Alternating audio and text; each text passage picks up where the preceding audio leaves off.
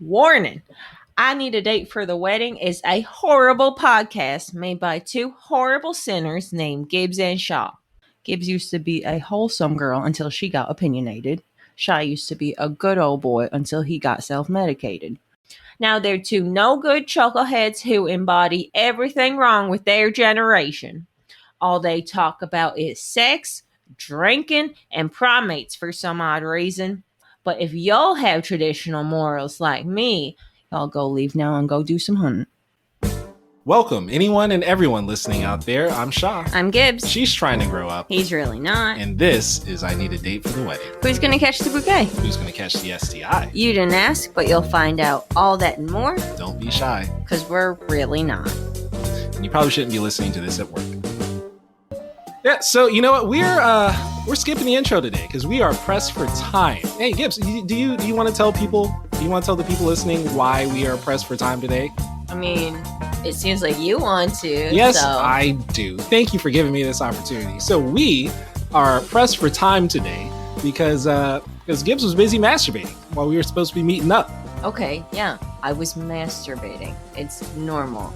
Also, in my defense, my me time is way more important than our we time. You know what? I'm not even upset about that. But there are two things that I think are worth noting. I don't care. First and foremost, choice of words. When I asked, hey, it's time we're supposed to meet. Why aren't you here? Your exact response was, well, I'm busy flicking the old bean. I was at first a little put off by that particular choice of words. But secondly, I was a bit confused as to why you were texting me. Why did you respond? I'm a multitasker. I actually can't argue with that. Yeah. And I was on my phone anyways. You watch porn on your phone? Yeah. That's fucking heathen. Who what? What do you do? Watch it on your VHS? I actually used to have porn recorded on VHS tapes when I was younger. Like, how you had to be so young. What do you mean? Thank God no one back home owns like a VHS player anymore. Pretty sure those tapes still exist in the house I grew up in. Yeah, but no, today I use my laptop. I'm a classy type of guy. I'm a connoisseur. I like a handheld phone because otherwise it's just a mess. And I have a fucking fiance who's like, oh, let's have sex. And sometimes I just want to flick the old bean. I have heard that sometimes partners masturbating can cause issues in relationships. Is that a thing for y'all? No, not at all. We respect each other's times because sometimes we just don't have the energy to have sex. So masturbation's great. Like he apparently masturbates every morning. Whatever. Maybe that's a stage. He's just like jerking off to you while you sleep. Yeah. I was like, do you look at me? I was like, what are you doing? Like, actually, no, I don't want to know. It's perfectly fine. I'm sure we both preferred living in worlds in which we did not know each other's masturbation habits. But you know what? We're in this world now. We have to live with it. This is where we live now. Yeah, this is the home that we've built for ourselves. Yeah, we just kind of like jumped head first into this, and now we just got to stick with it, man. Yeah, I mean, for me, I vastly prefer my imagination to actual human beings. You want to hear something like... No. You want to hear something that like you could definitely have lived without? I hate this podcast. I hate this podcast. Whatever. So let's just get over with. With all of the sexual partners that I've had in my life, I have not once had an orgasm from sex.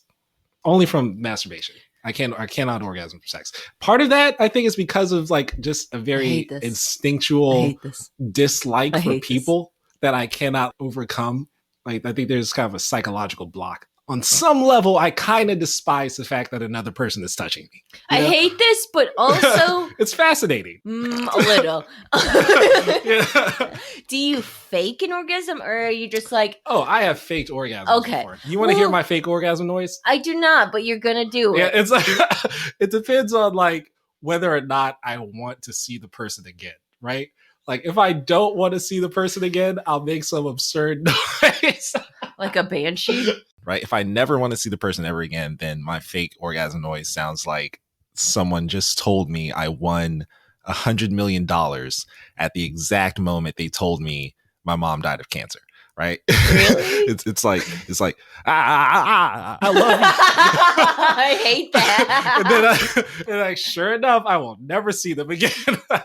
This is absolutely the worst. Yeah. Thank you, Olivia Kay and the Parkers. Oh, you're doing it this time. All right. For the wonderful theme music that they provide. Yes. Once again.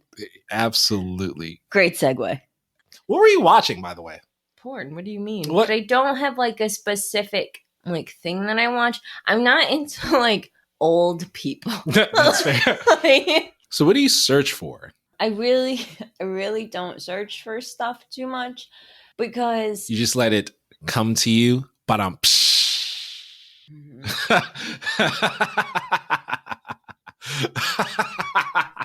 well, I guess that's how in the world now. Yeah. Anyways. Yeah, what were you saying? I completely forgot. Yeah, you did. Okay. So I don't really search too much because I grew up Catholic. I have this Catholic guilt about masturbation and watching porn. Uh-huh. So my thought is if I don't actually search for anything, it's not that bad. Uh-huh. I'm not seeking out anything specific. And you're a speed fapper. I just made that term up, but it's going to be a thing now. It's not, but yes. Yes. Have you ever looked at those supposedly female-friendly porn? No. Yeah. Oh, yeah, no, I Yeah, have, yeah. Do you find that they work for you? I mean, I guess the same as Same as like, always. yeah, Same it's always, it's just porn, I guess. Mm. My fiance, I've come home to him masturbating on a couple occasions. One was amazing because I got home from work earlier. I came home and his pants are down, and I walk in the door, and he goes, "I'm masturbating." It was the funniest thing because there was porn on the big screen TV in the living room. He's gonna treat himself. He's like, yeah, I deserve this. He was not expecting me home early. I don't want to know this. Do you search for anything? I'm regretting this already. Nah, I think you'll find it interesting. No, I don't think I will. At this point, sexual fulfillment is secondary on my list of priorities when I watch porn. Like I've been watching porn for a long time, so now I'm into some kind of esoteric stuff. Recently, been watching a lot of solo masturbation stuff, a lot of voyeuristic stuff. That's pretty cool. And I'm really, really, really now diving deep into the fantastic world of audio role play porn. Like no visuals at all, just complete auditory simulation, role play, fantasy, storytelling type stuff. That's pretty cool to me. That's all super cool to me and super creative. It allows you to let your imagination run wild. Yeah, dude, I watch a lot of weird stuff. And in fact, I am counting on you. I'm designating you to be the person who deletes my search history on Google if I die before you. Which is most certainly going to happen. Yeah. Yeah. Because I'm pretty sure that the FBI has me on some kind of watch list by now. I'd be surprised if they didn't. Speaking of watch lists, actually, we're living with the in-laws. My fiance, Keaton, watches porn on his phone. Nice. But my father-in-law has this thing that tracks the websites that you visit when you're on... that sounds horrible. When you're on Wi-Fi. Sounds fucking horrible. Yeah, and it was maybe a week into us living there. And all of us are downstairs hanging out. And his dad is asking my fiance, hey, what was the site that you went on? Because it came up on the virus blocker. And he starts to read off the name of this site, which is very clearly a porn site. My fiance is stunned. And so he starts to read the website again. And both my fiance and his mother are going, no, you don't have to read it again. You don't have to read it again. It was hilarious. How did you not get caught? Because I disconnect from Wi-Fi and also do incognito mode. There we go. Like a gentleman. I'm safe about things. And I don't want Pornhub to come up when I'm searching for Pinterest or whatever. That's pretty awkward when you're around people and you're trying to show them something on Google where you're like, fuck, Yeah. I don't know. I don't know if I type this letter, what site will come up in my recent searches. Oh, I've been in that. Yeah, Incognito. I just taught my fiance how to use Incognito mode, actually. I only use Incognito mode when I'm stalking my exes. That's it. That's the only time. Yeah. Beyond that, I'm like, fuck it. I just let it all hang out. You two actually, well, you more so than him, strike me as someone who would also be into some kind of like niche stuff. He's pretty vanilla when I met him. Is that what drew you to him? It's for those legs. That's your thing? Legs are your thing?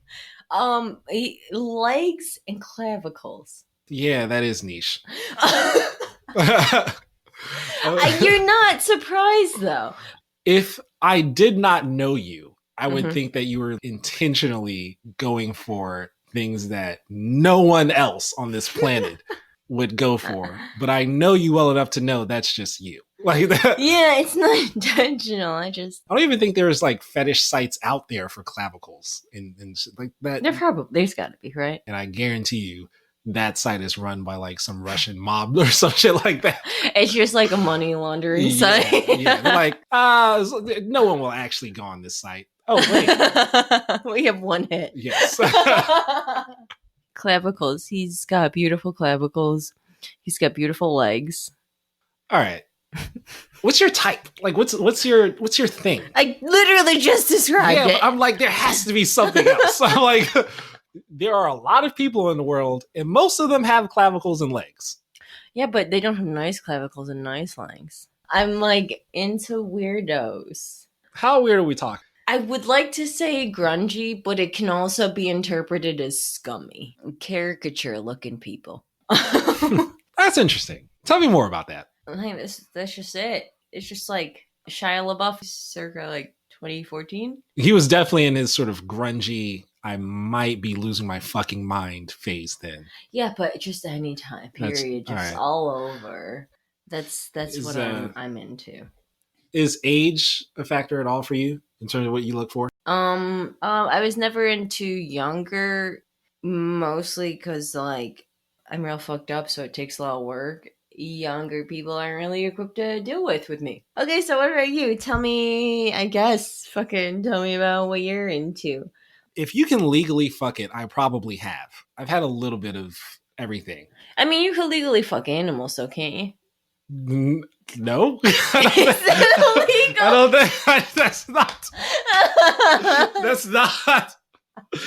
Well, I'm not a lawyer. Yeah, what do I know? So yeah, if you can legally fuck it, I probably have. Like I've had a little bit of everything on this planet, enough to know, what I like and what I don't like, and I'm attracted to very delicate, ectomorphic, feminine body types. Like I just like that. I'm just really into that body type. That just I consider myself straight in as much as nothing masculine is remotely attractive to me. That's why you're not attracted to me with all my big muscles. I'm really, really, really into short hair. That's kind of the one physical thing that I'm like really gets me going, this short hair. I remember when you met She Who Must Not Be Named.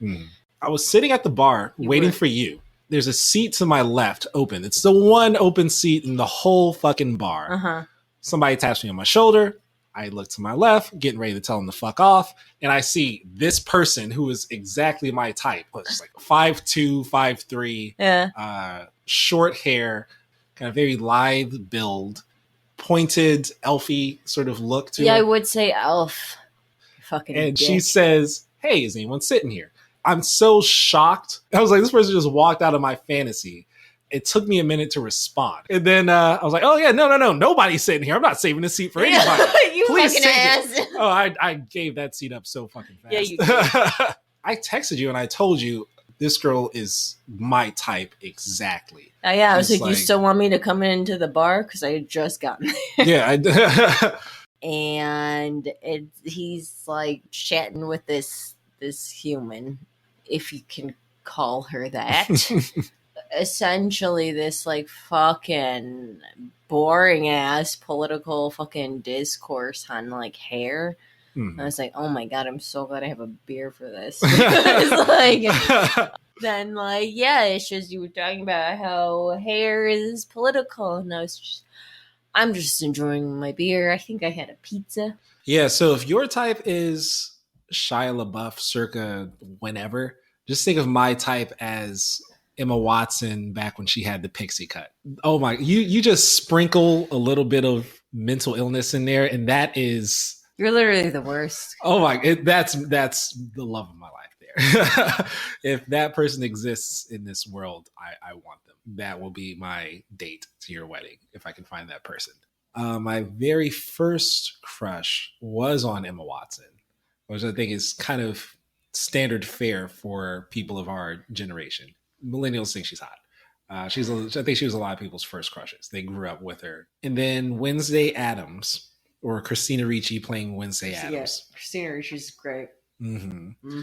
Then once I got to my moody teenage years, it was Helena Bonham Carter when she played Marla in Fight Club. All right, what are your like turn-offs? When people try to tell me what to do. Yeah. If you can fucking try and tell me how to fucking like what to do and how to live my life, you're done. You're gone. I'm also very against weebs, too. What are weebs?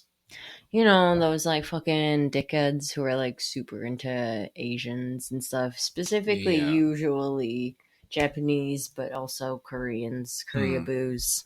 That's a thing. It's fucking gross, dude. Yep. Don't fucking fetishize. This actually just reminded me of something I meant to bring up earlier. When you were talking about the sorts of people that you were into, I only mentioned guys. Yeah. Yeah. Is that your thing? Because I've only ever been in relationships with cisgender men. In my head, I would say that I'm bi, but based on my dating history, I would literally only label myself as straight. This thing, I fucking despise labels. Like, yeah, I know. Labels are useless to me. It's a whole thing. It's a whole thing, listeners. Yes, just strap yourselves in and get ready. Yeah, get ready for this. Like me, I'm just living my life my own way. And to me, labels are nothing but expectations and boundaries that you're supposed to adhere to. And I have no interest in that. That does nothing for me.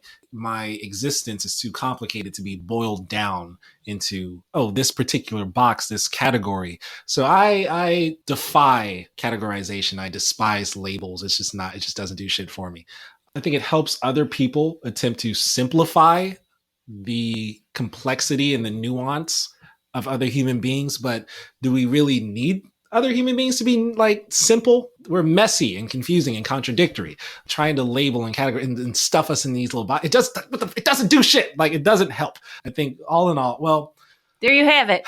You have it. I think let me backtrack. Perhaps for some people, being able to define the way they think, define the way they experience the world, define their sexuality, define their romantic impulses and such in ways that can be communicated clearly to other people. I could see how that could be empowering. It's just, for me, I find it counterproductive for my own experience. So let me sort of throw that nuance in there. I don't want to discount anyone else's experiences. Yeah, this is for you. Yeah. And like mine is like for me. Because also at this point in my life, it's like kind of irrelevant to me, like who I'm attracted to, because like I'm most attracted to my fiance, and like that's it. So whether I'm like categorized as straight or bi or pan or whatever, I don't want anybody else. In my heart of hearts, I kind of hate people. Like I'm not really into people. So I'd say the one label that I would be open to accepting is misanthrope. Yes. So 2 labels. I am misanthropic, and I would not begrudge someone describing me as aromantic. Like, I have to work to try to emulate romantic affection for people, but I don't really, like, in my heart, I don't really feel that for people. I'm perfectly capable of developing platonic affection for people. I mean, I don't think really have romantic affection for people. I can do without sex.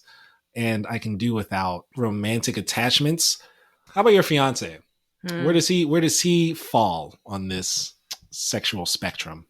I know, like he said, he's not like, he doesn't ever really want to have sex with another guy. Mm-hmm. But I don't really know other than that, I guess. Yeah. As you said, it's less relevant for both of you because like it doesn't matter anymore. Like, yeah. And also now he does respect that, like, yeah, these are also the feelings that I have about like women too. Like I also think they're attractive and whatever, but he knows it's like, you know, not a thing to worry about. Like just like I'm attracted to men and it's not a thing to worry about because, you know. There are a lot of straight women who are uncomfortable dating men who exist towards that end of the sexual spectrum. Really? And that's a thing, because I've heard expressed the fear that those are actually just gay men who are in the closet who will eventually leave them for a man. And conversely, a lot of gay men are afraid of dating bi men because they think they're actually just straight men who are just experimenting and will eventually leave them for a woman. And it's like, maybe they just don't give a fuck. Yeah. Maybe they don't actually give a fuck. Maybe they are attracted to both men and women. Yeah, maybe it's a thing. People contain multitudes, so it's just you can you can be more than one thing. It's like, granted, I can never envision myself dating a man, cis or trans, doesn't matter. I cannot envision myself dating a man just because masculinity is not attractive to me in the slightest. Like, but that being said, I can accept that other people might label me as straight. I can accept that other people might label me as pansexual. Do not think any of them adequately capture the complexity of my existence. Young, old, black, white, cis, trans, it doesn't fucking matter. They're just people. They're all the same. They're usually bad. Yes. I was really about to say they're all despicable. They're all equally despicable. Ultimately, don't like human beings as a whole. I can enjoy individuals. I don't like human beings to annex some large swath and say, yes, I like these types of people. So I think in some roundabout way, I'm in a similar position where I'm drawn to individual people. As such, it doesn't really behoove me to try to attach any label to my sexual orientation, because it's just not applicable. Yeah. Like, I used to know this person that I work with that basically was married and had, like, a bunch of kids. And then it turns out that, like, their wife, like, his wife outed him on social media. They're still together. Yeah, really? Still together. Huh. I think she found out basically and was just being upset and vindictive. And I think both parties were wronged and both parties were in the right about it. Not that you should fucking out anybody that's bad. Yeah. I can understand it being like hurt and upset by that. Yeah. I'm actually proud of our generation for, I would argue, leading the charge in terms of bringing awareness to the existence of a sexual identity spectrum, as well as, I would also say, leading the charge in terms of the proliferation of various theories and terminologies to help people better understand the concept. As inadequate as I might find the terminology and tools that have been made available to us, I do think it's really fucking cool that we're able to have discussions about there being a sexual identity spectrum. With our generation too, it is more of it's less of an academic theory and more of actually these are lives that we're living as humans. Those intro to gender studies classes actually paid off. I took one, actually. No, maybe I took a few. I am technically a gender and sexuality studies minor. Not that it would matter because I dropped out. It's all irrelevant. Yeah, it's at this point. You can talk about this for half an hour. We've been doing the show for half a fucking hour, and I'm pretty sure our listeners are no closer to their fucking understanding what I'm saying. I feel like I've been like talking in circles. Yeah, but that's just how you talk, though, isn't it? Yeah. This is actually how my mind works. It is infuriating to work with. Indeed. What's up next on the list that is only in your mind? Such as it is. Yeah, such as it is. Hate it. I think we completely skipped over something that I think for us isn't particularly important, but other people might think, oh, hey, you're missing an important thing here. Oh. Yeah. How does race factor into your type? If you ask my fiance, I'm basically a white supremacist. I'm not. Yeah. In your defense, we live in an area that is hella white. Yes. The two of us make up about 11% of the like minority population. Oh, that's low. That's a low estimation. Yeah. Like there's really not much else for us. I mean, even before this, I lived in a smaller town that was even more white. So like the 3 or 4 maybe relationships that I've been in, were literally just with white men, including who I fucked in that. No. Is that a bit more diverse? Yeah. Yeah. I mean, it's just never really been something that I've made a conscious effort to do or subvert. I'd say of all of my sexual and romantic partners, probably half of them are white.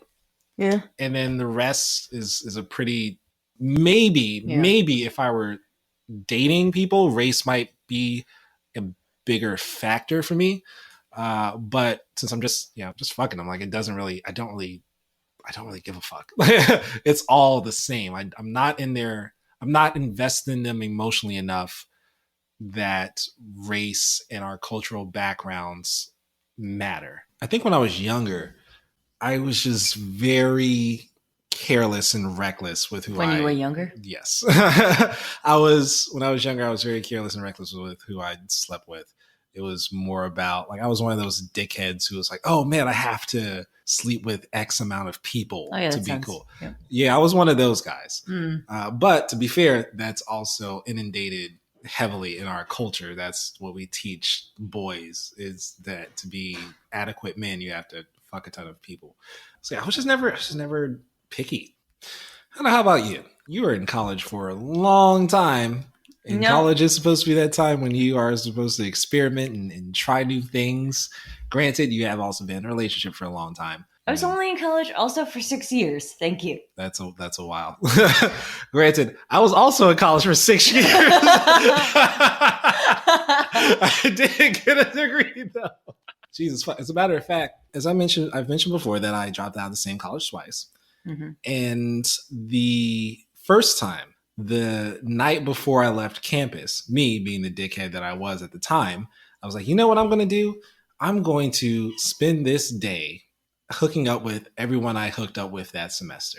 My roommate had given me the room for the day, so I called up the different people I had hooked up with and told them, hey, I'm leaving campus. You want to hang out one last time? One by one. They come over, we do whatever, they leave.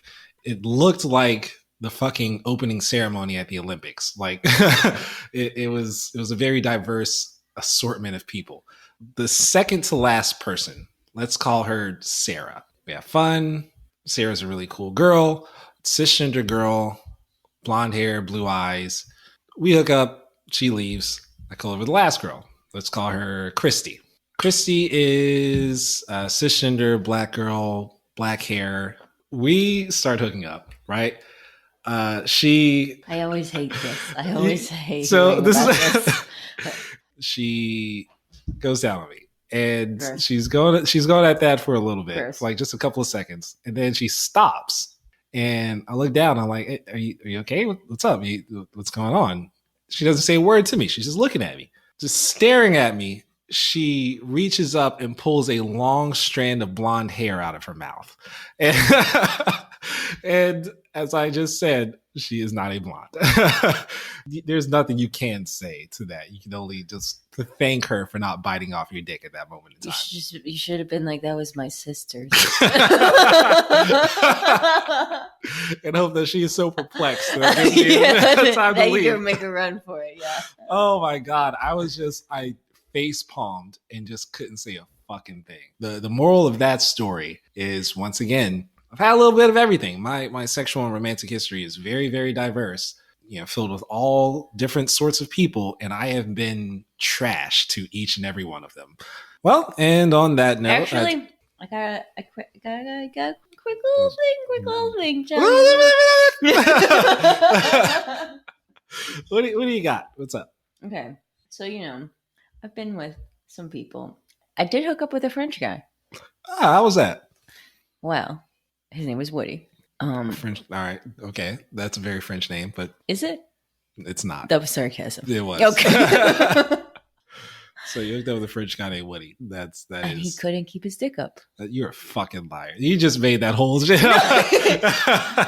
And it's funny, because his name is Woody. Yeah. Oh yeah. Yeah. That's the penis. I got it. I got it. Do you get it? That's why I'm Do you get it? Do you get it? On that note, yeah, I'm into this episode. Well, I think we're done here. I think so too. Mm-hmm. As for you dirty bitches, you uncouth degenerates, you babbling, bumbling band of baboons, you no good chuckleheads who listen to this whole show, you should go wash your ears out with soap. But before you do, don't forget to subscribe. We would say write a review, but we all know our generation is too lazy for that. I would. And that's the end of the show. Now go fuck off.